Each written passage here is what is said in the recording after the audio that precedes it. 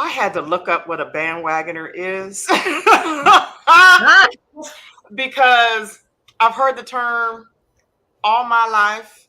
Um, I've been accused of being a bandwagoner for my University of Colorado Buffaloes. But I had my first bandwagon moment, I believe, that we'll get into a little bit more. So this episode is called Bandwagon. I was like, you gonna say hi to me Hello, how are you doing? She was coming in hot. Yes, I always do. How are you doing? Lovely wall, green wall. first? I Thank might you. have to bandwagon that, but it would be descending from my ceiling, so that probably wouldn't work. Hello, Miss USA. How are you doing? Mrs. USA. How are you doing? Not the wave, not the wave. The way. I know. I know. So, okay, y'all, let's get it. What is bandwagon? And why do we, the collective we society, tend to jump on a bandwagon? And for those who are looking for a definition, I shall read you from the Googles. Actually, it's Not from the Oxford. Websters. It's a Not the new day. Websters. Well, it's Oxford, okay. All right, go on, go It's on. British. So bandwagon, it's a noun. It's used in reference of an activity, cause, etc., that is currently fashionable or popular and attracting increasing support. The end. So, what is it, and why do we tend, as a society, to jump on a bandwagon? So since we're coming in hot, um, Miss Joe. Okay. We only got 30 minutes. Miss 27. Joe. Because people don't like to think for themselves. Ooh, you went hard and right. People don't like to So think for if themselves, people okay? don't like to think for themselves, it's easier. They don't want to think for themselves. They don't want to research. They don't want to get the facts. They don't want to get educated. So it's easier to just jump on the bandwagon because you go with the assumption that, okay, if the majority is saying this, it must be true. It must be accurate. So let me roll with it. And I don't want to be a contrarian. That's an interesting perspective, Gigi. I never thought of it that way. um, I don't even feel like I have an experience with being on the bandwagon for anything, but I have certainly been accused of being on the bandwagon, in particular when it comes to my Lakers. And then I have Our to Lakers. tell our Lakers, that's true. And then I have to tell the story about how a Laker game was the first NBA game that my dad took me to. We sat courtside and Magic Johnson gave me a shoe. And I said at the age of, I think it was either 11 or 13, something like that, that I would always be a Laker fan. I have to I tell never the knew that story. about you. Yes, I never knew the magic story. that is the reason. Because you're not a Laker fan. So, Kenny, I never knew that. Thanks for sharing the story, Kenny. I never knew that. Thank you. I do want to we'll come back a little bit more because I want to better understand. Never been on haven't been on a bandwagon. I'm going to test that because, I also think, particularly in today's society where the news of, I don't even know what it's called, X. So you can't, what is it called? The act of Xing. Is it Xing? Instead of tweeting. Anyway, in the land of social media where information, I won't even, news information, I'm not even going to say accurate news or accurate information. It's information gets put out instantaneously that, and I think when we see it from on our Instagram, maybe it's on our X. I'm not on X. Maybe it's in LinkedIn. Maybe it's coming from different pieces that that we're using now as sources. And then we quickly go to, did y'all know that this person did this person did this person? So I actually, in thinking about that, I think there's twice, not thrice, but twice that I have done that, where you're getting multiple points of light, and sometimes that light ain't as bright as it should be. And so when I think about the why we jump on, it's because I think if I'm getting it from my group chat texting, my kids are often my source of breaking news. If I'm getting from multiple group chats, if I'm getting it, if I'm seeing it on, yeah, if I'm seeing it on social media, like for example, like what's going on with Jordan Childs, I was like, I was jumping in and that's wrong, because my heart was like, I didn't want it to be right. And doing a little bit of digging, I still don't understand what the heck's going on. So that may not be the best example. But I think when you get enough momentum, that we sometimes take that as fact, Mm-hmm. or good enough. If might not get it doesn't raise in my top 50, but I'm gonna go with it. Fine. But we take that as fact and we move acting accordingly, and we decide we like that, we don't like that.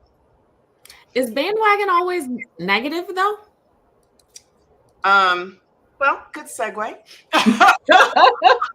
I have historically thought of bandwagoning as a negative connotation that you use to describe somebody who doesn't want to take the time to think for themselves. And until I put myself on the bandwagon, that is with Kamala. I'll admit. I mean, I've shared a Southwest airline flight with her a few times. Hey, Sora, how you doing? Back when we were both living in the Republic of California.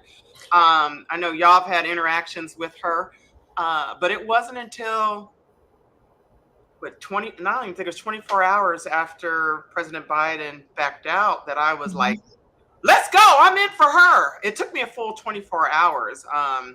And I for me, I just had to do I did a little bit of digging, and I'm continuing to do some digging, but I don't know. I've always thought of it as negative, but now I'm claiming it, naming it. I'm part of the bandwagon. Yeah, I think there are a couple of different ways, right? Because I don't think it's always negative at all. Because I think growing up, it was like, get on board, and it was, we're going a particular direction. Either you coming with or you're not. So it wasn't a negative. It was make a decision. So either come along on this ride or get off and go elsewhere. But if you're on this ride, join the bandwagon, let's go, we're on the way. So I think it depends, and it's not necessarily for something that is negative. But when I think about, going back to our good friend Kamala, and I keep thinking the Kamala with your mama shirt. Yes. But thinking back to our good friend Kamala, the bandwagon was real, because there were so many who had so much negative to say 100%. on both parties, right? About her experience, what she'd done in the past. Now, how much research had people done to say what was really real and what wasn't, right? In terms of fact finding and what have you. But then you get to this point where are you backing someone more so because they're right and you're jumping on the bandwagon because you agree with them, or you've been on the bandwagon because the alternative is more than what you can deal with? So here's the reason why I say that I've never considered myself to be a bandwagoner, is because I'm not there yet. I haven't decided who I'm voting for. I haven't decided that I'm not writing my own name in the ballot. Use your words carefully. All I'm saying is I don't immediately respond and move in a direction simply because that is the direction and flow of everyone else. I am always like trying to be very intentional about the things that I do, the positions I take, the vote I'm going to cast, the whatever it is.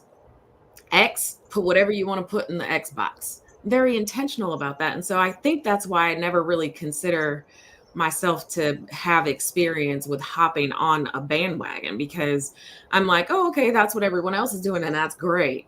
But I like to think for myself. I'm a fact finder. And maybe it's that, 1 year of law school, right? That is like, dig in and see what the facts are and make an educated decision about what it is that you want to do and how you want to move forward. And if I do all of that and I still agree and I say, woohoo, let's go, I don't feel like that makes me on the bandwagon. I feel like I made a decision. So who decides if you're on the bandwagon or not? Me. People will get labeled as such. That's why I want to distinguish between. I like your point, EJ, around in the workplace, it's get on board because this is where we're going. They don't say get on the bandwagon, because I do think society, socially, there is more of a negative spin because, when you said I was accused of being a Laker bandwagon, it wasn't, I was credited with being on the Laker bandwagon because anyone who supports the Lakers, that's a privilege. So I do think that there is, I think there's a distinction between bandwagon. For me, it tends to still have a negative connotation. I was slightly kidding when I said I part of the bandwagon, but there's another piece going back to the definition used in reference to an activity, cause that is currently fashionable or popular. So to me, it's when it bubbles up to my awareness. That then usually, it's because it's trending or whatever it is, it bubbles up because enough people are talking about it. So it can give the perception that you are jumping in on the bandwagon. But I'll do a quick little, because I'm single empty nester, I'll do my, my deep dive obsession to, okay, let me look at this, let me look at that, let me look at, okay, I'm good. And then, and so for me, I said I'm proudly part of it because I wasn't. I was not. I mean, we're not supposed to talk about politics, but here we are. I didn't vote for her. Well, she didn't. She wasn't in long enough to that when she was running for president for the 2020 election. But I would not have voted for her had I been given the opportunity. And so for me, I still believe that's that negative connotation. And I also think from a, I think, the society that we live in where we aren't taking the time to do that extra second, third step because it's trending, we forward it as fact. I remember with Kate Middleton when she was, there was something that was there was some Instagram, something that people were saying it as funny, something that Kate Middleton was looking like, wearing, or something along those lines. Turns out this woman had cancer. And so people were jumping in on the latest meme trend. People were jumping in on the latest whatever trend, poking fun at this, that, the other, without knowing, taking that extra step, taking that beat. And so I do think there's some pitfalls when you are part of the bandwagon and not taking that extra step to do the due diligence and decide for yourself. So I just want to stay on Kamala for a minute because I mean that's the biggest sort of bandwagon effect happening right now. All of the groups that automatically just showed up and I was cracking up. I was like, okay, I got on the call with 46,000 of my closest friends because I wanted to hear firsthand what was happening, right? But then there was the men for Kamala. There were the white men for Kamala. There are the white women for Kamala. There are the people of African descent for Kamala. There are the people of Asian. I mean, the forums that there are whole WhatsApp communities now that are, have created this space. So when you think about it, that's when I think about, is bandwagon negative? Absolutely not. Because if I'm Kamala or her camp, this is the most positive, momentum building, whatever the reason, whatever ignited it, this bandwagon is for her good. So but is it getting on board? I will admit I was a bandwagoner. I will admit I had a complete, I'm jumping on this train, and now I've converted more to on board. And I think there's probably a bit of both. There's probably a bit of both. There are people that will be spewing fact attributed to her that's incorrect, right? And but because it's popular, she's trending, she's doing all the things, they will join that Kamala bandwagon because of that and not do that extra step, even if it's for the good of her. they will join in without taking that extra step. I think we're adding, I think I need to write to Oxford and have them add a semicolon. that speaks to something around the connotation of negative, positive, and what that means, and as well as taking that extra step to decipher for yourself beyond the popularity, because popularity only lasts for so long. But so, do you think of bandwagon as go along to get along? For things I don't care about as much, if it's in my top 50, probably not. For things that fall below that, like this doesn't, I have no dog in the fight. I'll go along to get along, but I try not to spread unchecked information. Do you think that some people hop on bandwagons for their own personal validation? Has nothing to do with the cause itself, but because that is the direction that folks are headed in, they want to be part of something, right? Yes. They want to be able to say, you know, I was on the call that raised $1 million and I did this and I did that, and puff their chest up a little bit. I think, well, school's starting, and the example that I think of most is, first of all, thank goodness I've aged out of that that age where if you're not showing up with the latest basketball, LeBron, jump man, something, I don't even know what it is, you are so bandwagon fashion trend. You are not, if you're not following it, if you don't have the never full Louis Vuitton, if you don't have that, then what are you doing? Well, I have they're two. The littles are two. And I'm getting, oh, they're the cutest Jordans out for the girls that they could have matching. They're two. Why do 2-year-olds need matching Jordans? The same way they need matching outfits in general. What, you're their mother. You don't get a vote. Wait, what is she talking about right now? First of all, who is she talking to? Who is she talking to? I'm talking to not y'all, the rest of the world. I'm talking to the rest of the world. Oh, because my babies will get some Jordans. My babies will wear some Jordans. Yeah. They just why? Because of the quality. Cute. That's why. They're cute. There are all kind of things that are quality that are cute. Why and they'll have to be a Jordan, right? But my point is, why does it have to be a Jordan? Because why does it have to be the can have a Louis Vuitton why does it have to be they can have a Chanel sneaker. Yeah. There are so many options, and we'll make sure that they have exactly. They will be exposed to all of it. What are you talking about right now? And then when my babies are on the trend bandwagon, I hope that their aunties are going to be there to support the habit that they have created. Well, we will be. And they'll enjoy all of the splendor of having wonderful aunties. This is recorded. Carry on. So let's pivot back to your point that you made earlier, EJ, around in the workplace, right?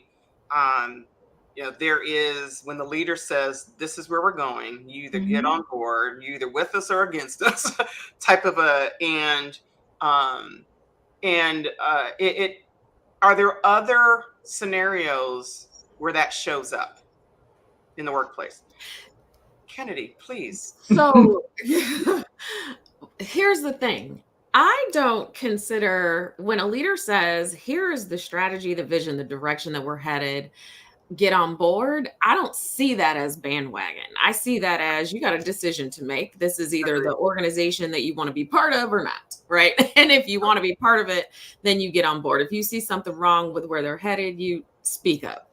Yep. Here's where I see workplace bandwagon is when you have a particular leader that nobody likes and they all of a sudden get promoted into a role where they have power and now everyone wants to flock to them.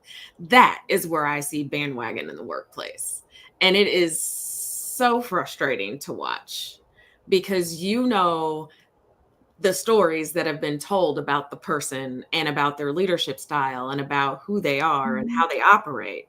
But now you're watching those same people who shared all of those stories jump on the bandwagon because that person now is in a position of authority greater than what they were before. So is that bandwagon or is that and I'm asking because I literally just had this conversation with someone who I was mentoring the other day. And is that jumping on the bandwagon or is that called self-preservation? I think it's bandwagon because you can have self-preservation without becoming someone's advocate. Well, there, so I'd say advocate, but if you jump on the, oh yeah, I support such and such, and oh yeah, they're a great, right? Whereas before you're Advocacy. like, oh, they're a demon wearing Prada, but you know, where's the line? I think there's some people on the wagon Hmm. that are there for self-preservation. Like if I don't go along, I'm going to be an outlier. Hmm. And often outliers in groups of more than one um Become often outcasts. it often just don't, it's not always the good thing to be Hmm. the outlier. For good, for bad, it's not always, the person, the one in the meeting that always has to say the thing, and you're just like, we all, and I also think about when in the workplace, when you have the I remember a company that shall remain nameless. We're going to be a fast follower. That's a real company. Hmm. It Y'all is. are familiar with the company. Hmm. And it's often the hygiene within the organization before making a decision. I'm not putting any right, wrong, or indifferent. I'm not making a judgment with this. Is what is the competition doing? We don't necessarily want to be an outlier. And then there are some smaller subset of entities that are just, this is the value we bring. We are in our own lane. Let's go. Anyone else, get on our wagon or not. But I find, particularly the healthcare setting that we're mostly in, that's not typically the norm. Well, and I think just building on that, when you're talking about, and industry setting, healthcare settings, what have you. Here's one when we talk about this, climate change, the race to net zero, right? Um, People, if there was not the bandwagon effect of this is where we need to go, this is where people are going. Oh, you're going to be looked at as this if you're not, focused on getting to net zero and focused on the impact of climate. There are organizations that would not be touching this with a 10-foot pole, right? But because this is this is what's hot, this is what's trending, this is what's going, you know, they're jumping on board. They're Yeah. jumping on board. But here's the problem with that. So now I'm going to put my OD hat on, right? Because I'm going to say that successful culture is not created by just hopping on the bandwagon. It has to be something that's executed. And the problem is exactly when we had all these companies back when George Floyd happened and, DEI was a thing and everybody hopped on the bandwagon and, oh, we're going to make a change and everything's going to be different. And they hired all these people and put them into these roles. And then they tied their hands behind their back with all of the initiatives that they should have been able to move forward. Right. So it's like, to me, you can't just hop on a bandwagon to create the change. You actually have to execute. And when you only do it because there's pressure and you're trying to keep up with everyone else, there's no real change that happens in that. And so it's frustrating to me. And I see it all the time, right? It happens all the time. So what you gonna do, B? What you gonna do? Y'all are like slick with the segues. Slick with the segues. You know what? I know we talk about do your homework, right? But it's coming. School's coming. School is here. School is here, by the way. School is in session, let me tell you. Not on the East Coast. We don't go that early. It's too hot. Well, we had an earthquake. They're still in school. Carry on. Right. Them East Coast folks just soft. I don't know. Okay. I'm on the bandwagon. I'm on it. Talk to me in February. Go ahead. No, it is every person's responsibility to check your facts. know what's happening before you make decisions and start to pass information along, before you start to take a position on something. Do your homework and actually know for yourself whether or not you are making a decision consciously or just hopping on the bandwagon because that is the direction everyone else is moving in. Those are facts. EJ, get in the arena. So I love that you gave me the sports one because this is my expertise. It actually is not a sports one. Oh, but I was taking it there because that's where I went. Oh, I'm just impressed that was your first inclination. Are you proud of me? Look, I don't even know what's rubbing happening. off on me. I don't even know what's happening. Part of this is you got to be in the game. You got to get in the arena. You got to be in the game for yourself. I mean, we talked a little bit about the Olympics. We talked about, Jordan Childs and sort of the things that were happening with her. But if you think about, there are so many other stories to unpack in the Olympics, right? The men's basketball team for the first time were starting to become underdogs, right? They had to scrap a little bit. People started dating, doubting, throwing a little salt that way, and then all of a sudden, guess what? There was a magic moments that happened with some 3-pointers, and all of a sudden everybody's back on the bandwagon, right?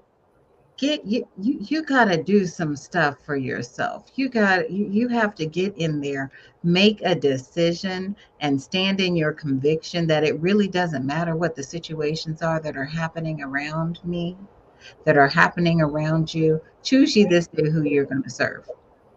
Get in there. There's that. And since you brought up sports, the women's basketball bandwagon is popping. I don't think there's any more room. The tires are like struggling. And with the Caitlin Clark, it's funny with Angel Reese and the hate that she gets and the love that Caitlin gets and all the things. And it gets really intense when it comes to sports. And I think that's a great example of a bandwagon. And I'll end the show with this, which is, man, I have to say, and you brought it up with respect to the men's basketball, and I never have I ever. So I do have to correct myself. I said twice I've been on, but on a bandwagon, it is thrice. The way that Steph Curry was getting it done.